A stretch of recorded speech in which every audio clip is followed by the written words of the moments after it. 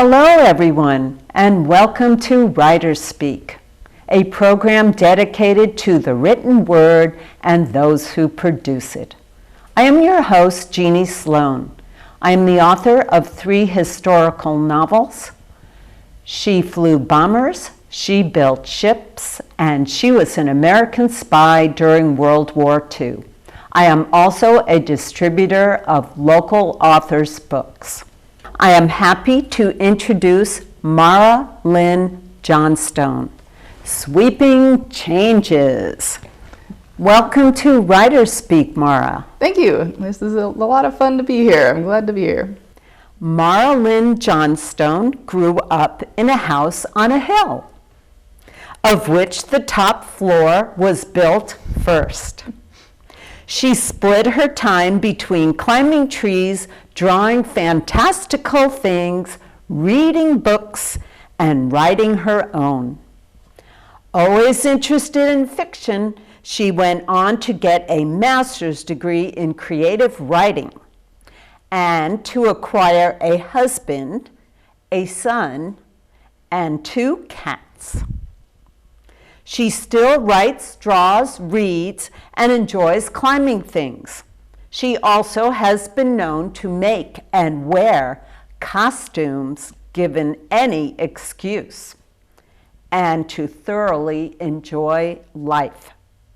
By the way, Mara, that was a pretty cute story for a biography. Thank you. I wanted to make it interesting. Our audience would love to hear you read a part of your book. Sure, I can do that.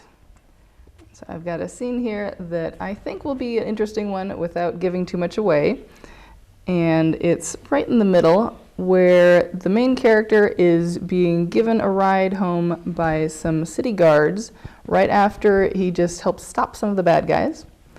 To set the scene, it is nighttime. There's an early not steam-powered, but horseless carriage level of technology. And they just noticed that they're being followed. The other carriage was fast. It followed them through a series of turns until the 2 vehicles were racing down a scenic lane by the river, and the guards were preparing to shoot the wheels off the other carriage. The driver's attention was on avoiding corners while the other guard was drawing her firearm.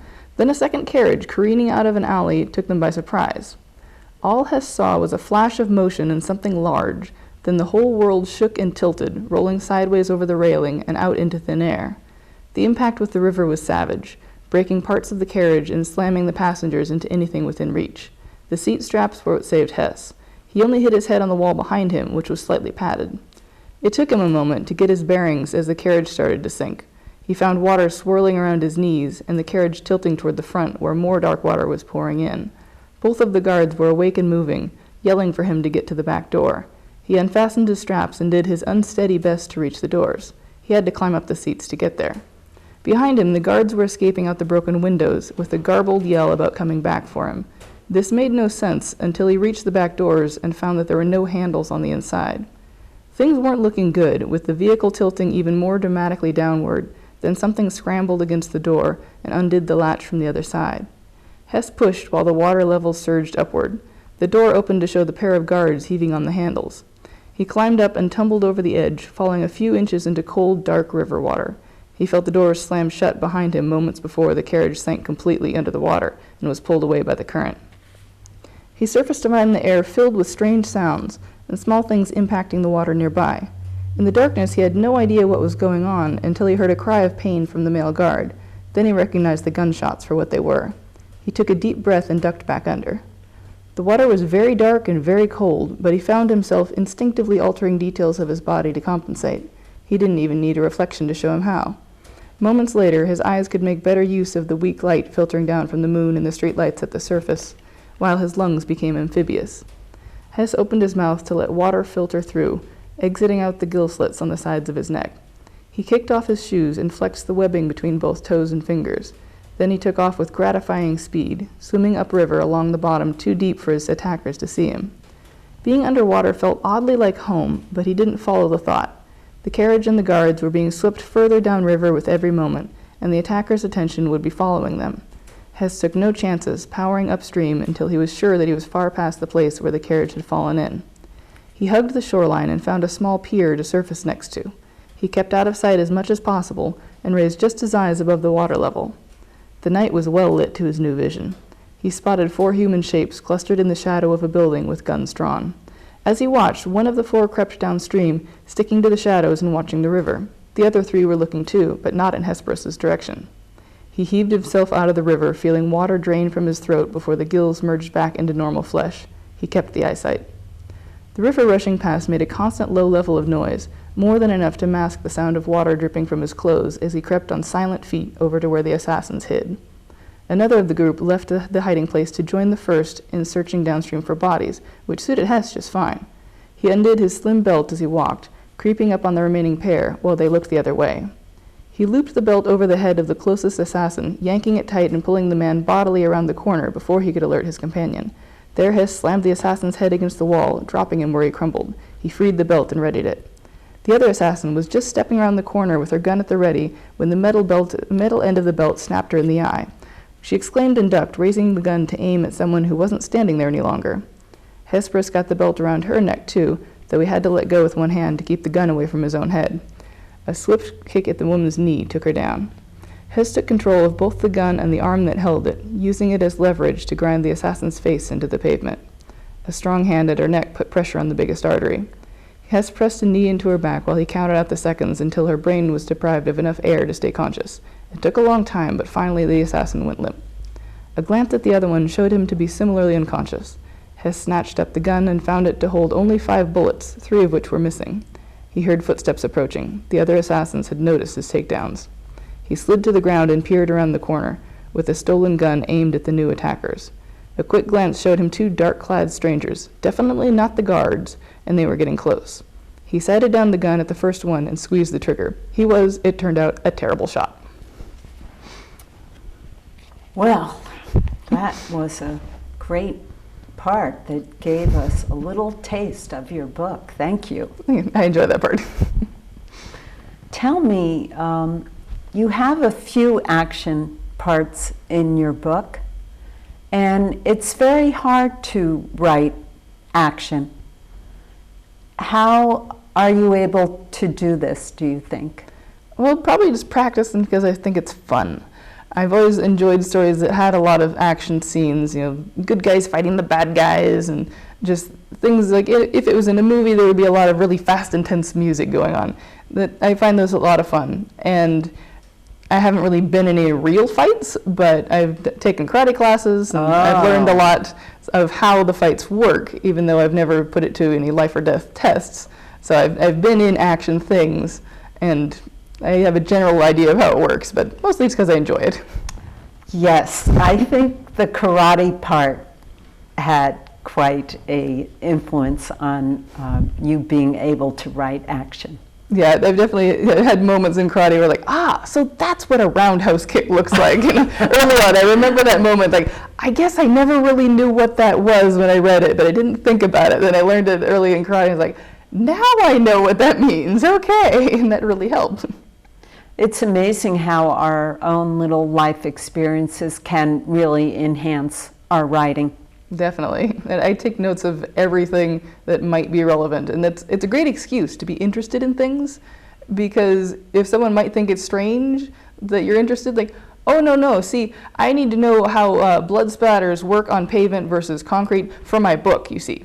There's a reason. I'm not just randomly curious. Are you a journaler type writer? Sort of. I've never really kept a real journal for just general use. I've kept things for travel, for specific experiences, but mostly because I feel like if I started, I would write too much and not have time for anything else. I've written down specific things that I wanted to remember, dreams too. There's some fun ones there, but I've never had a normal journal. And would you categorize those writings? They're just random? Yeah, pretty much. Just a way for me to remember just what exactly happened. And just going on vacation, a lot of the time it's notes like I'm taking notes in school, where it's just shorthand, jotting down things just so other people don't necessarily know what it means, but I remember. Mm-hmm. I think we would also like to know where did the idea of this particular book come from? That actually came originally from a song. It was called Viva la Vida by Coldplay. Huh. And the main part of the chorus says, I used to rule the world, seas would rise as I gave the word, but now I sleep alone, sweep the streets I used to own.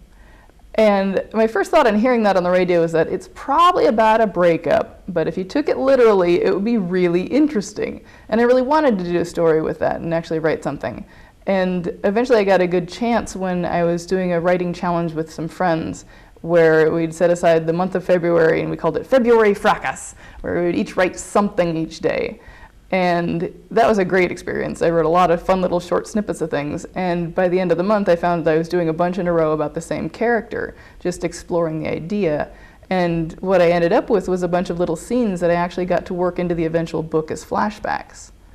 And when I ended up writing the actual book was during November in National Novel Writing Month. Oh, I was wondering if you had tackled that. Oh yes, that is an old friend. I really enjoy it because it's a great time for me to just get something finished. And it's a great time to write the whole first draft and not worry about it being good and just get it done. And that works out so well because when I have an existing idea, I get to just play with it and just put it all down on paper and see what needs to be changed later. I very much enjoy it. Well, tell me, what inspired the character of the talking reflection? That I think a lot of the inspiration, either consciously or subconsciously, came from my husband because the two of us would always bounce ideas back and forth. And he's always good at witty dialogue, and I think a lot of the personality of that character came from his ideas and suggestions. And on another level, I've always liked the idea of just like a friend that's with you all the time. Like I've always enjoyed, soulmates and talking animal companions and all that sort of thing. And in this case, having a reflection that, well, you can't really get away from. And, and it's an interesting character dynamic too, where you have the somewhat serious main character and the very not serious reflection, and they have some interesting banter back and forth, and it's definitely the kind of idea that I like. Kind of like a shadow even. Sure, yeah, we get the Peter Pan shadow where it's always being mischievous and causing trouble, and he's got to be the serious one and stop it. That same sort of dynamic, I think. What about the main character? Did you know exactly where you were going to go with his character as you were writing? Not specifically. I had a general idea of, what he was about and how he would act, but a lot of it I just discovered as I went, because that seems to be the way it always works for me. Like I'll start off with, some idea of who the character is, and I'm always open to possibilities that could change. I would have like the general idea, okay, he's kind of like this person in personality-wise, and he's kind of like that person in terms of appearance, and I'll just figure it out as I go. So you'd say, and his name's Hesper, is that right? Hesperus. Oh, Hesperus, yes. Yeah. That he is a combination of a variety of people? I would say so, yeah, because some aspects of his personality I think I got from one of the Doctor Who incarnations. And like appearance-wise, I always pictured him looking like Ian McKellen, though apparently other people picture him totally differently, and that's okay. I know when you spoke at Dine with Local Authors last month, somebody kept thinking about Waterworld. Yeah, I'm not sure why they thought of that one specifically, but yeah, I do find that a really interesting movie, an interesting idea. Because, well, I always like things that are just exploring ideas and possibilities. And that one is definitely exploring the idea of like, okay, what happens in the future when there's not much land left to go around? And that is the kind of story that I find interesting, just where you get to see a lot of things that aren't exactly how you're used to seeing them. And just play with the ideas and just build the whole world from there. Like world building in general is something I enjoy. Like there's a lot of stories where it's just, okay, medieval fantasy backdrop, throw in some characters, go. I'd prefer it where the world is actually fully developed and something new and interesting. And I really enjoy making up all the imaginary societies and species and stuff. And I think that really helps make things more interesting to read. Now, the plot is extremely complex. How were you able to develop this?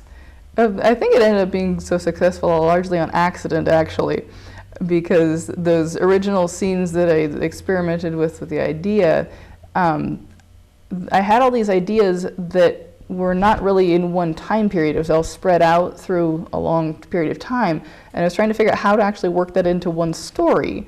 And the way that I settled on was having them be flashbacks so that the story took place in one time period, but we saw a lot of others.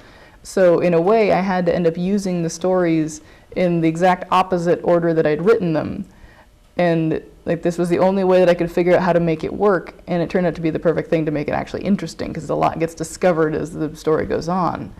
Well, I think your degree came in handy as an author. Flashbacks are very difficult to write and keep within the story so that people can follow it. Sure, yeah, they have to be relevant and interesting and not just one long dream sequence that's just kind of boring. It has to be something worth seeing. Or you forgot about where it was before. Right.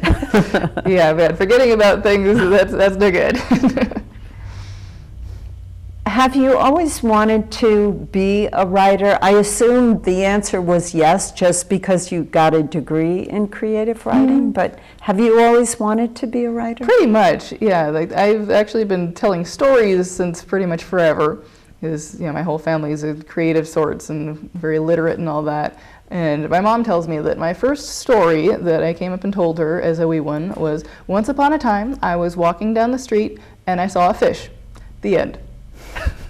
I don't know how old I was, but apparently I was very proud of myself.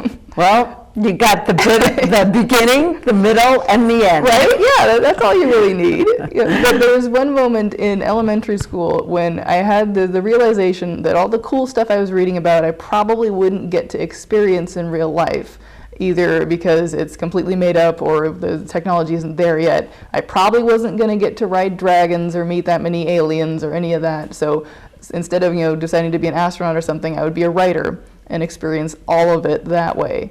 And that is a distinct deciding point in 5th grade, where that was my goal, where I was going to be a writer, and that was how I was going to have all my fun with all the interesting things out there. So tell me, who are your favorite authors or books that have enhanced your writing ability? There are a lot of them. Well, just tell me, Yes. first tell me number one. Sure, yeah. And then tell me a few others. But Yeah. I think we're very interested in who is the number one. Well, the first one that comes to mind in terms of authors whose stuff I've liked and have been a good inspiration is Mercedes Lackey. I think she's written a ton of literary works, so many books. And they're all very interesting in terms of stuff I like.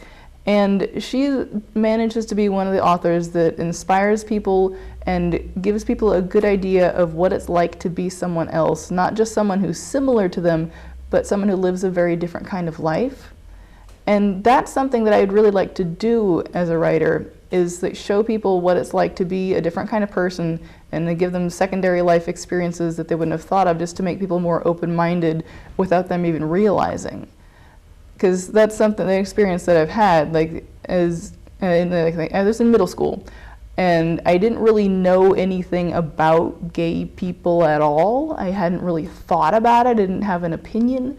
But then I read a trilogy of books where the main character realizes that he's gay, and I got to go on that journey with him. And it was really interesting and eye-opening, and just the experience of getting to live a second life secondhand is a great way to learn about the world and the people in it. And that's definitely something I'd like to do, to broaden people's horizons and get people more interested in the world, I guess. Yes, it is pretty lucky how when you write you get to be in another world that you may never really actually be in. Sure, yeah, and I like the ones where it's completely made up and fantastical, but if it's got stuff that's relevant to this world too, then that's good. Because there's plenty of fantasy books and science fiction in particular where there's a lot of allegories and, okay, this is very obviously talking about minorities, not really aliens of this type, but there's that same message of, be a good person to other people, don't discriminate like this, and you get a good example of it, and you still get the same ideas that even like the X-Men comics and movies now, I think that's always been kind of an allegory for people who are different one way or another, and they just say, okay, well, they're different because they have superpowers, and people discriminate. And you can relate that to other things that people discriminate on. Did you have a favorite comic book character? Not just one. There's been a lot that are fun. And like, as a girl, it's hard to have a favorite superhero because there's not that many female main characters. Well, there is Wonder Woman. There is Wonder Woman, but not a lot otherwise. And like, I've been saying that my favorite superhero is Spider-Girl. And I think that's actually an alternate universe, not even the main one. But the thing I appreciated most about those comics is that she becomes a superhero not because of any great trauma or because she has to, but because she wants to prevent anything bad happening to her family. She wants to stop the trauma, so she's actually happy. And there's not a lot of superheroes that are like that. Because I'm a very happy person in general, and I like things that are uplifting. And it was nice to see a main character that actually doesn't have a traumatic backstory. Both of her parents are still alive. How true. Yeah, that's not that common. When you write, do you know where you're going? Do you know the beginning, middle, and end, or do you not really know how? I try to at least have a general idea where I'm going. Sometimes that idea completely changes, but I try to at least have like the skeleton of the story, the spine, and then I'll flesh it out as I go. And yeah, there's at least one story that I can think of where it completely changed, and I'm glad that it wound up somewhere better. But for the most part, I end up where I'm aiming at, just generally, and I just figure it out from there. But yeah, in my experience, it's not even possible to make something turn out exactly how you planned. It just doesn't happen. Because you end up with a lot more things that you learn about and you discover, and like you'll just throw in one little detail just because it seems fun, and then it turns out to be utterly relevant and changes everything. But it's fun to discover the things as you go. I always like that term, well, I have the skeleton. Got the general idea.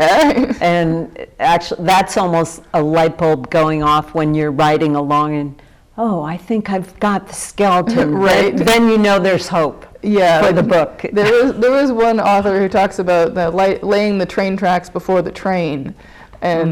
And how like you can have the headlights of the car, even if it only shows you a little bit in front of you, you can make the whole trip that way. Even if you don't see the whole thing into the distance, you can only see a little bit, it's enough. And as far as I'm going, if I've got the train track laid out at least a little bit, then I know where I'm going. But if I know I'm going to Kansas, then I know which direction. What is your favorite part of the writing process, would you say? Just the parts where it's all going well, where I know what's going to happen, and maybe I've just discovered something fascinating, and where basically I get to be the first reader who's discovering all this and seeing everything, and it's really cool and interesting, because I really enjoy the writing process in general. And I've heard a lot of people say that they don't like writing, they just like having written, and that seems sad to me. It's like, no, I actually like the writing process. Like, I'll be there typing away, and, oh, this is good, yes, this is fun. That's the good part. How do you like the rewriting process? That one's not as fun. That's what I found. Yeah. But I've heard other writers say they like rewriting. Yeah, I've heard some people liked it more, and well, more power to them. But I like the part where I'm discovering it and figuring out the first time. When I have to change things later, well, it's easy to mess things up. Because like I prefer to get it as right as possible the first time, because when I have to go back and change something big, I always worry that I'm going to tweak something that shouldn't have been tweaked, or I'll miss a detail, and you find out in chapter 13, wait a minute, that's not right. So yeah, editing is not as fun for me, but if it's going well, it can be fun. I just don't like it as much because it's harder and it's easier to mess things up. One of my favorite questions to ask an author is, what do you do about writer's block? That one, I probably consider myself fortunate that I haven't had that much of an experience with writer's block and capital letters as like one entity. I will be stuck on specific details, or I won't have motivation or something like that, but there's always a specific problem that'll have a solution. Well, what do you do when you can't seem to go any further? Do you do something in particular? Yeah, like if I can, I'll talk to someone else about the story, another A writer. particular person, I imagine. Thankfully, my husband is just as interested in writing and stories and fun stuff as I am. Oh, so that is so handy. Yeah, so I have someone to That brainstorm. doesn't always happen that way. Yeah, we're both very glad for that. So I will definitely enjoy brainstorming and just going over ideas and things with him, and just having a second person really helps just to throw ideas.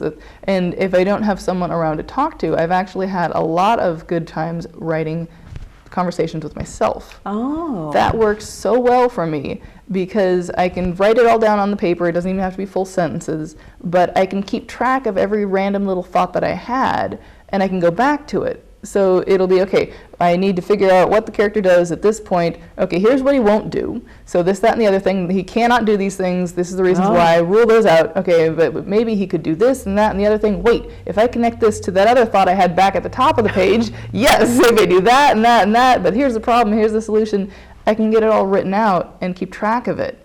And that is just an amazing thing when I realized that worked, because I can brainstorm really well just written on the page.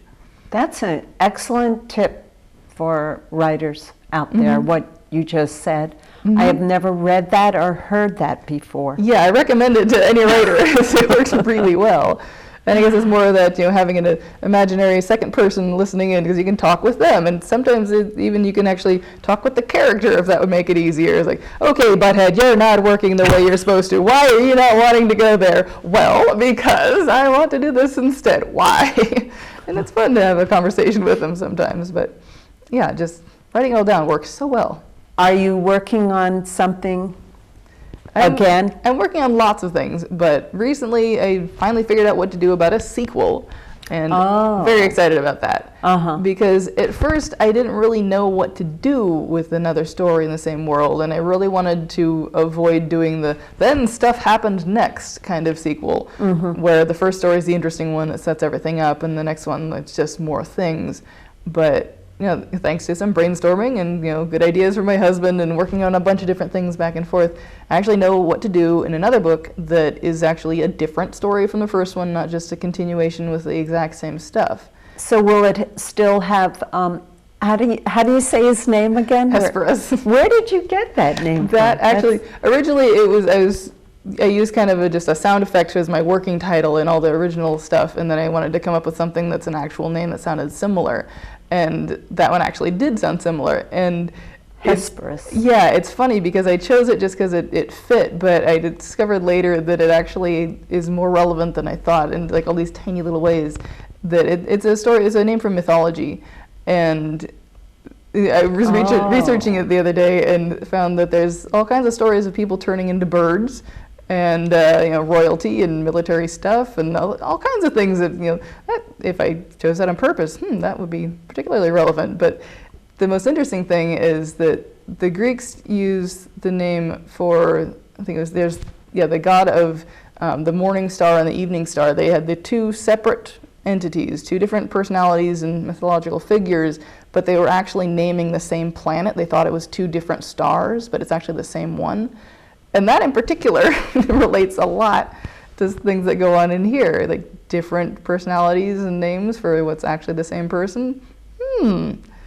And yeah, it was hilarious reading all the online articles about where the name pops up, and that's actually So relevant. is Hesperus going to be in the next yes. novel? Oh, so when you started doing research on that name recently, that's really very handy. Sure, yeah. Because it's going to probably trickle into your next. Yeah, anything that relates, I'll take note of it. It's like, maybe I can use this somehow. And yeah, I'm very excited about the sequel because it was great to come up with ideas, and I was just like brainstorming ideas for how to fix what seemed like it might almost be a plot hole. Like, the magic with this particular detail, if you can do that, then you should be able to do that, only you really shouldn't plot-wise. I've got to come up with a reason.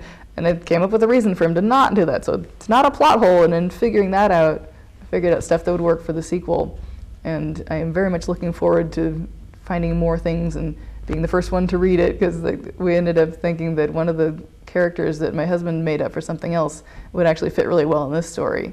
And that's a really fun moment when there's somebody existing that's, it's a fun character to write about. They actually get to use them again in something else and see how they bounce off of new ideas. And that's one of our favorite things to brainstorm sometimes is take existing characters that we've made up for separate things and figure out how they would react to meeting each other or to doing different things. And it's very entertaining. Oh, so it's a lot of fun. Yeah. So tell our audience, where can we buy this wonderful original book? Well, you can buy it on Amazon. It's a physical copy and it is an ebook. Oh, good. And you can get the ebooks directly from my website as well, which is MaraLynnJohnstone.com. Well, thank you, Mara Johnstone, for sharing with us Sweeping Changes. Well, thank you for having me. Joining us on WriterSpeak. It's been a lot of fun. WriterSpeak is produced at the C Media Labs in Santa Rosa. We would like to thank our sponsor, the Sonoma County Gazette. Please join us next time for another exciting episode with a local author.